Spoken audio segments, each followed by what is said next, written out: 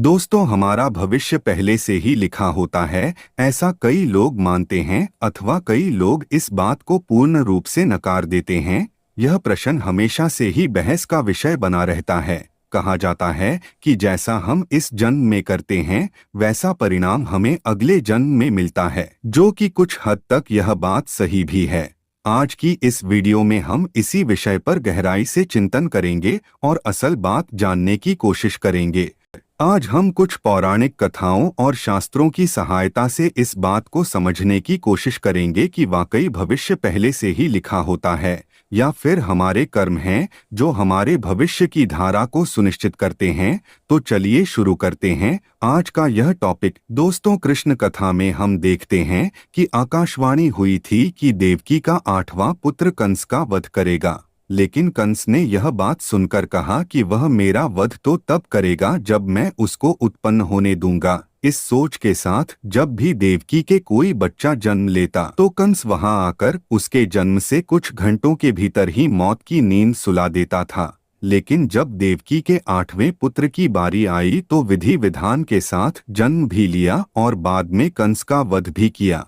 ऐसा इसलिए हुआ क्योंकि कंस की मृत्यु की भविष्यवाणी हो चुकी थी। साथ ही कंस के जन्म से ही लिख दिया गया था कि उसकी मृत्यु कैसे होगी और किसके हाथों होगी। यही नहीं दोस्तों, इस संसार में जो भी मनुष्य जन्म लेता है उसके बारे में भविष्य पहले से ही लिख दिया जाता है। मनुष्य का जन्म कैसे होगा, कौन सी जगह होगा और उसके जीवन में कौन कौन सी परेशानियां आएंगी, यह सब विधि का विधान है और इसे चाह कर भी नहीं बदला जा सकता। इसके साथ ही आपको यह बता दें कि कई ऐसे पौराणिक शास्त्र एवं ग्रंथ मौजूद हैं जिनमें कई महापुरुषों के भाग्य पहले से ही लिखे होने के प्रमाण मिलते हैं। जैसे हम रामायण में देखते हैं कि यह पहले से ही तय था कि भगवान श्री राम को 14 सालों का वनवास मिलेगा, अर्थात इसके पीछे का कारण भगवान श्री राम के हाथों रावण का वध होना था। इससे आप ही सोचो कि अगर माता कैकेयी मंथरा के बहकावे में ना आती, ना ही श्री राम को माता सीता के साथ वनवास के लिए जाना पड़ता,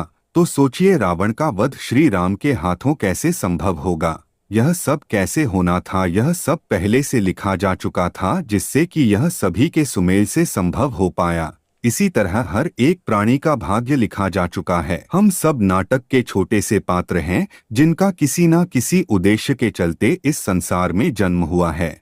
लेकिन यह बात भी गलत नहीं है कि आपकी किस्मत आपके कर्मों पर आधारित है। वह कहावत तो आपने सुनी ही होगी कि जैसा बोओगे वैसा पाओगे। अगर आप अच्छे और पुण्य के काम करते हैं तो आपके साथ सदैव अच्छा ही होगा, लेकिन अगर आपने जीवन में हमेशा बुरे काम किए हैं तो ज्यादातर संभावना है कि आपको उसका दुष्प्रभाव इसी जन्म में देखने को मिल जाएगा। अर्थात आपने अगर बबूल रूपी बुरे कर्म किए हैं तो आपको आम के फल कैसे मिल जाएंगे। इसलिए हमारे शास्त्रों में हमेशा धर्म और पुण्य के कर्म करने की प्रेरणा दी गई है, क्योंकि यही वह रास्ता है जो हमें इस जन्म मरण के चक्कर से बाहर निकाल सकता है। वरना बुरे कर्म करने वालों को तो भगवान के चरणों में भी स्थान नहीं मिलता।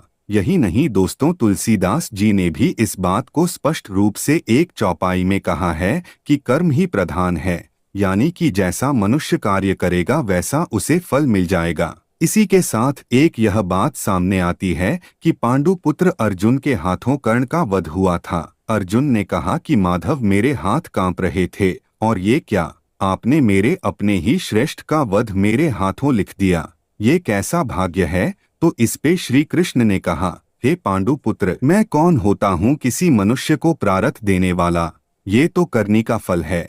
जिस तरह उसने जीवन में कर्म किए उसे उसके फलस्वरूप परिणाम मिल गया।